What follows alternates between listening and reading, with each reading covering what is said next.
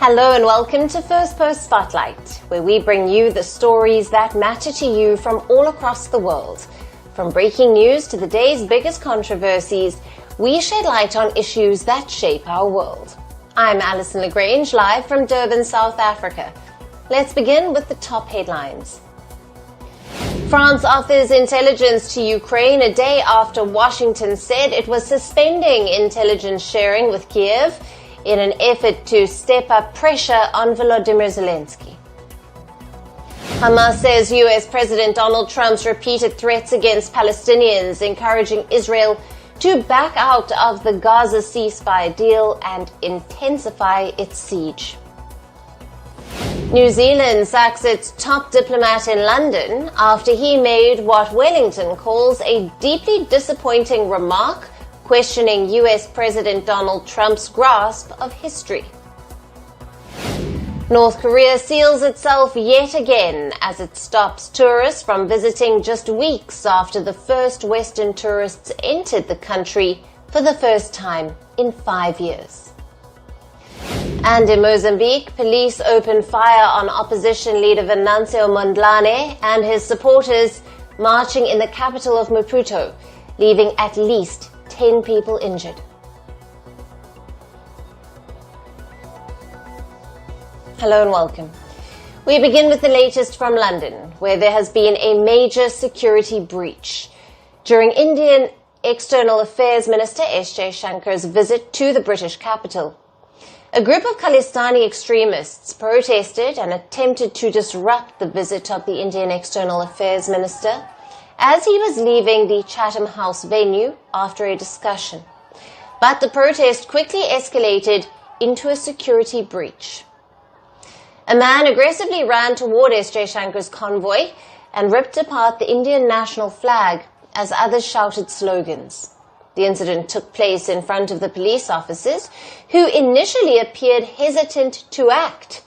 A video of it is now circulating online. Moments later, the police moved in and took him and other extremists away.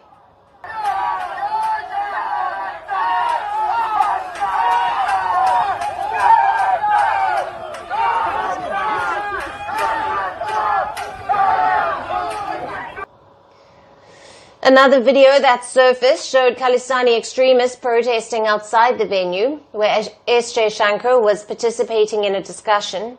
The video showed Khalistani extremists waving flags and chanting pro-Khalistani slogans.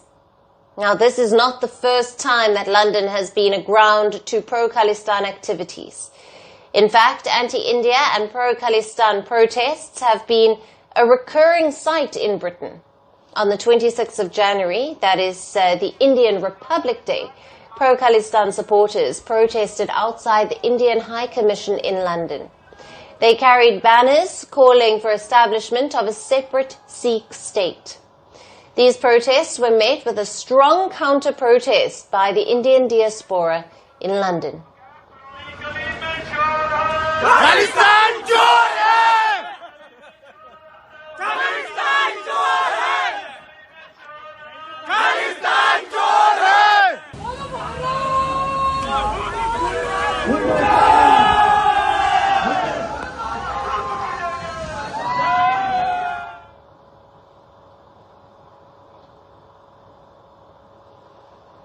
In 2023, pro-Khalistan supporters rallied outside the Indian High Commission in London to call on the UK government to back Canada over the killing of a Khalistani terrorist, Hardeep Singh Nijjar, in British Columbia.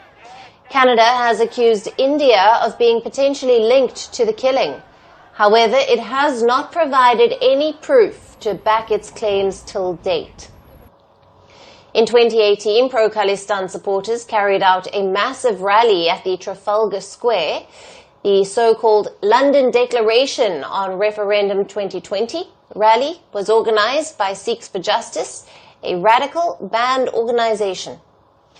The Indian government has openly demanded that Britain must do more to stamp out extremism and anti-India activities within the country. The previous Conservative government was unable to achieve this, and the current Labour government doesn't seem to be picking up pace in this direction either.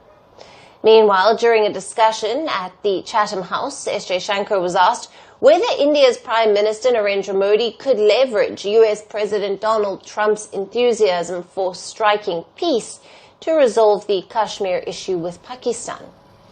In a stern response, India's External Affairs Minister rejected any need for third-party intervention. He added that the unresolved part of the issue was the territory occupied by Pakistan. On Kashmir, actually we have done, I think, a good job solving most of it. I think removing Article 370 was one step, number one. Then restoring growth and economic activity and social justice in Kashmir was step number two. Holding elections, which were done with a very high turnout, was step number three. I think the part we are waiting for is the return of the stolen part of Kashmir, which is on the under illegal Pakistani occupation. When that's done, I assure you, Kashmir solved. India's External Affairs Minister S. Jaishankar is on an official visit to the UK from the 4th to the 9th of March. Earlier, he had extensive discussions with the UK Foreign Secretary, David Lammy, focusing on a range of bilateral issues. So while London turns its attention toward Kashmir, which is India's internal matter, for how long will it continue to turn a blind eye toward the brewing pro-Khalistan extremism and anti-India propaganda on its territory? And moving on to the Korean Peninsula, the residents of a South Korean town were left in panic after shock explosions this morning.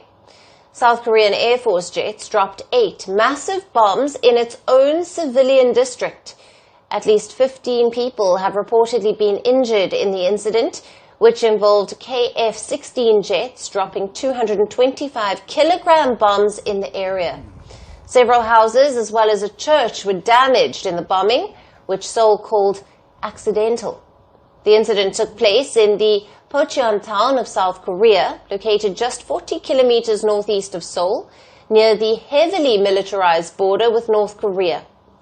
Residents in the area have protested the disturbance and potential danger from nearby training grounds for years. Eyewitness footage showed smoke rising above buildings and shards of glass strewn across the floor in the aftermath of the incident. Now, the shock incident came as South Korean troops held their joint live-fire exercises in the area along with the United States forces. The exercises come in preparation of the US-South Korea annual military drills that are due to begin next week. But what was a tactical precursor to the large-scale military exercises became a moment of domestic embarrassment for the South Korean forces. Local leaders are now demanding the suspension of all live-fire exercises. We strongly demand the immediate suspension of all live-fire exercises and the implementation of concrete measures to prevent such incidents from recurring in the future.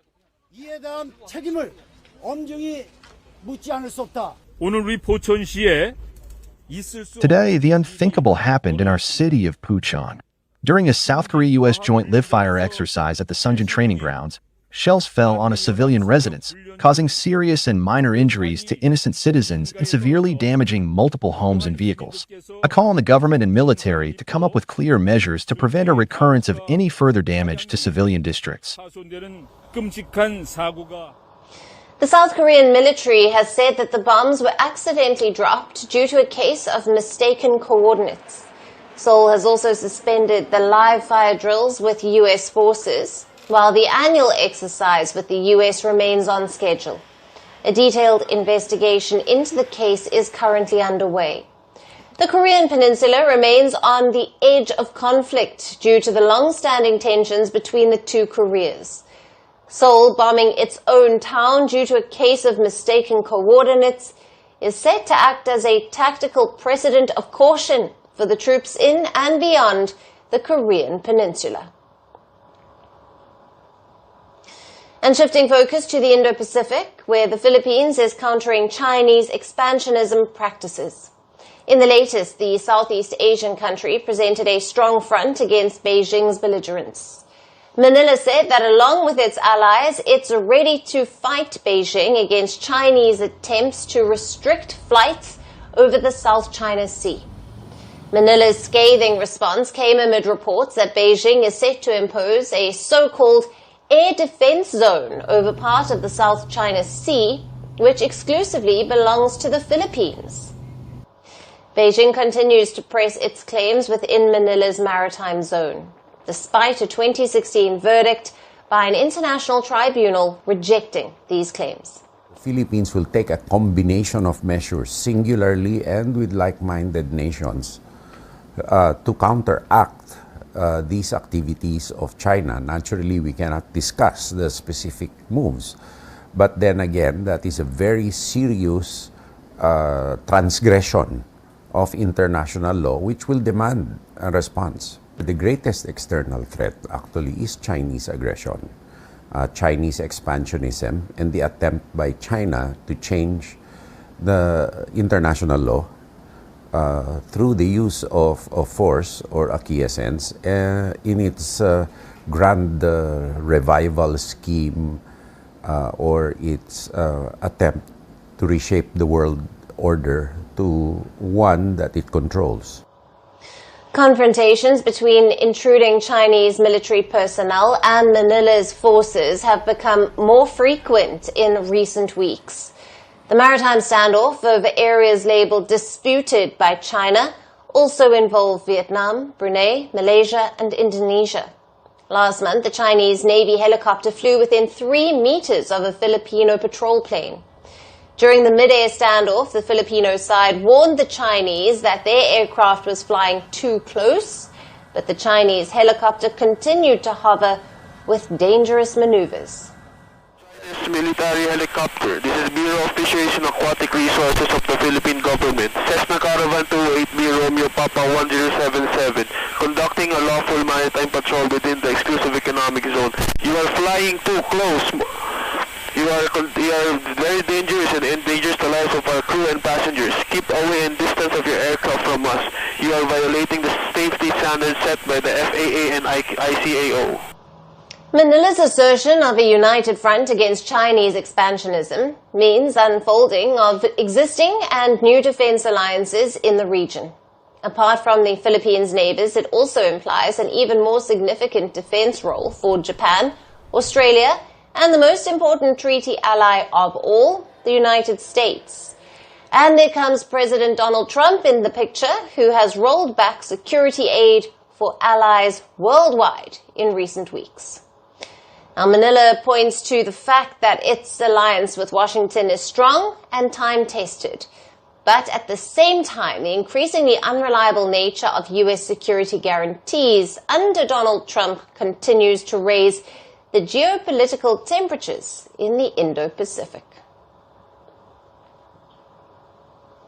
And brace yourself, India. Tesla, the world's most talked about electric vehicle maker, is finally rolling into the country.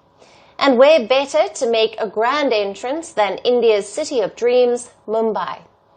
The American EV giant, led by none other than Elon Musk, has reportedly secured a 4,000 square foot showroom space in Mumbai. The monthly rent, a cool over $40,201 US, that will escalate to over $50,000 US over 5 years. Because if you are Tesla, you don't just set up shop, you make a statement. Now, this high-profile move comes shortly after Musk's tete-a-tete with Indian Prime Minister Narendra Modi in Washington. But here's the billion-rupee question. Will Tesla zoom through the Indian EV market, or will it struggle to find buyers among price-conscious consumers? Let's take a ride through what's in store. The company has already posted 20 job openings across Maharashtra state, 15 in Mumbai and 5 in Pune. From service advisors to store managers, Tesla is staffing up for its big India debut. Now let's talk money. Tesla cars in India won't come cheap. The starting price is expected to be around 21 lakhs or $25,000. This already puts them in the premium segment. And here's a look at the estimated pricing, and these are subjected to change. The Tesla Cybertruck could cost over $57,000, while the Tesla Model 2 and Model 3 could be between $51,000 to $68,000. The Tesla Models Y, S, and X might be priced roughly at $80,000, $172,000, and over $229,000 respectively. In a country where value for money reigns supreme, Tesla's high price points might make it a tough sell, unless the government decides to sweeten the deal. India is actively trying to electrify its roads, and Tesla could benefit from some policy-driven perks. In 2025, financial budget included several incentives to boost EV adoption. For example, there is an expected 10 to 15% price reduction in EVs thanks to tax exemption. The production will be cheaper as there is no custom duty on lithium-ion battery materials. To support new technologies, over $267 million has been allocated for the auto sector. There is also a 20% increase in funding for electric mobility schemes. Now, the other question is that will Tesla actually sell in India? Now, the Indian EV market is growing, but it remains a tiny slice of the overall auto industry. In 2024, electric car sales rose by 20%, with nearly 100,000 units sold. This is up from 82,688 the previous year. But even with this growth, EVs made up just 2.4% of the total car sales. Here's how the EV market in India is currently stacked.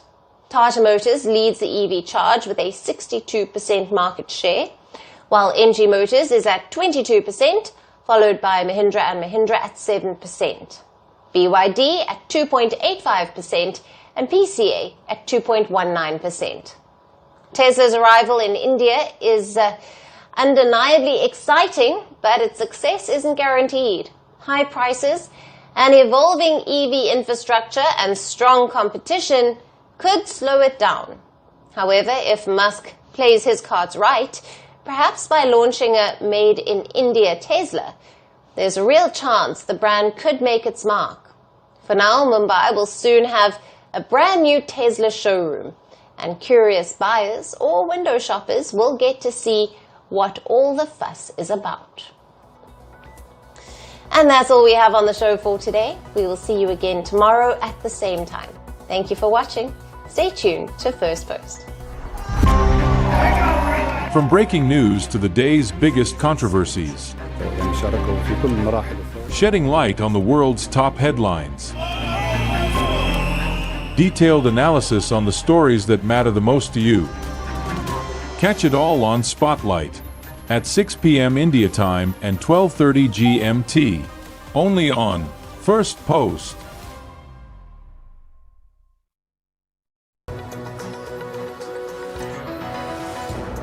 Hello and welcome to Fast and Factual. My name is Utsav Parekh and here are the top stories of the day.